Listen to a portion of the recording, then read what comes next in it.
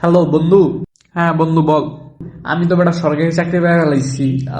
সবার বাসায় যায় যায় মিষ্টি পৌঁছাই দিছি। তোর বাসাটা একটু দূরে তো, এই জন্য আমি নিজে যাইতে পারি নাই, পার্সেল করে মিষ্টি পাঠাই দিছি। মিষ্টি খেয়ে দোয়া করিস বন্ধু। কি বলিস সত্যি? হ্যাঁ বন্ধু, অবশ্যই মিষ্টি তো খাবোই। শোন, সরকারি চাকরি পাইছিস, তুই তো জানিস আমিও সরকারি চাকরি করি। তো সরকারি চাকরিতে কিন্তু সৎ থাকলে জীবনে বড় হইতে পারবি না। তো তোর অবশ্যই অসৎ পথে টাকা উপার্জন করতে হবে। ঘুষ টুস যা যা লাগে, তোর যত রকমের লাগে, মনে করি যত রকমের সাহায্য লাগে আমার কাছে বলবি, কেমনে কেমনে করতে হয়। কারণ আমার অবস্থা তো দেখিয়েছি, আমার এই যে বাড়ি গাড়ি যা আছে, ব্যাংক ব্যালেন্স যা আছে, সব তো মনে করি যে 2 নাম্বারই কইরা। তাছাড়া তুই যদি সৎ থাকিস তাহলে কিন্তু সরকারি চাকরি করে জীবনে বড় হইতে পারবি না। সরকারি চাকরি পাইছিস, যত রকমের 2 নাম্বারই আছে সব করবি। তা নাহলে কিন্তু আমার মতে যে বাড়ি ঘর যা আছে, ব্যাংক ব্যালেন্স যা দেখিস, সব কিন্তু এই অসৎ পথে উপার্জন করা।